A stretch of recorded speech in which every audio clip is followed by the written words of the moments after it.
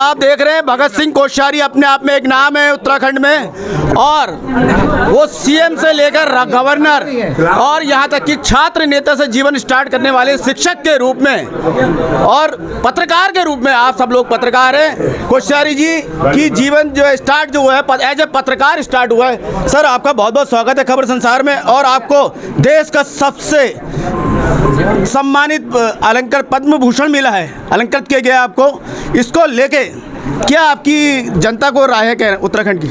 देखिए, ये जो पद्म भूषण जन सेवा के लिए दिया गया है, ये केवल और केवल प्रधानमंत्री जी का उत्तराखंड के प्रति विशेष लगाव है, और वे उत्तराखंड को अगले 10 वर्षों में अग्रणी राज्य बनाना चाहते हैं, और इसलिए उन्होंने 4 धाम पहले शुरू किया, अब आदि कैलाश शुरू किया है, ऐसे अनेक योजनाएं शुरू की हैं, वाइब्रेंट विलेजेस बना रहे हैं। तो मैं चूँकि लगातार राजनीति से अलग होने के बाद भी पिछले 3 वर्ष में उनके इस सपने को साकार करने के लिए घूम रहा हूँ, निकल रहा हूँ, तो यहाँ की जनता का सम्मान करने के लिए उन्होंने ये पद्म भूषण मुझे दे दिया है। ये पद्म भूषण उत्तराखंड की जनता को दिया गया है और ये उनका सम्मान है। सर अगले महीने आपका जन्मदिन है 17 जून को, और आप 83 वर्ष में आशा करते हैं कि लगातार और राज्य को अपने अनुभवों का लाभ देंगे।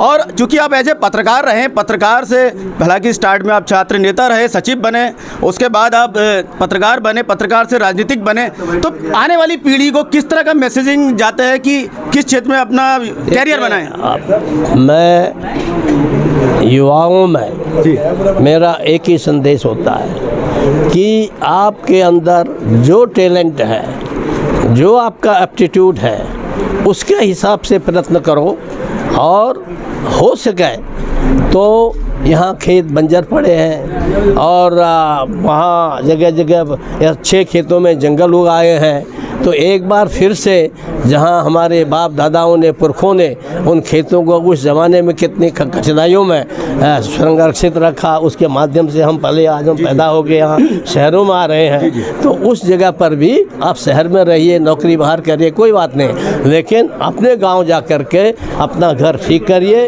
और कोशिश करिए कि आपकी खेत आबाद हो जाएं। ये इसी मैं सबसे बोलता हूँ। राज्य बनने के बाद आप दूसरे सीएम रहे, आपको अच्छा अनुभव है, और उसके क्षेत्र में अब जैसे अब जो चल रही है राजनीति चल रही है, उस परिप्रेक्ष्य में तब की आपके समय जब राज्य बना था, आप दूसरे सेकंड नंबर पर रहे थे, तो और आपकी राजनीति में क्या अंतर आपको लग रहा है? देखिए, राजनीति में क्या अंतर है ये देखने का काम हमारे जो कॉलमनिस्ट हैं, स्तंभकार हैं, हमारे जो 4th स्टेट के पत्रकार हैं, जिनकी दृष्टि बड़ी दूर दूर तक जाती है, गहरी जाती है, वो अगर देखेंगे, उनका व्यू अगर मिलेगा, तो मैं सोचता हूँ कि हमारे राजनेताओं का मार्गदर्शन होगा।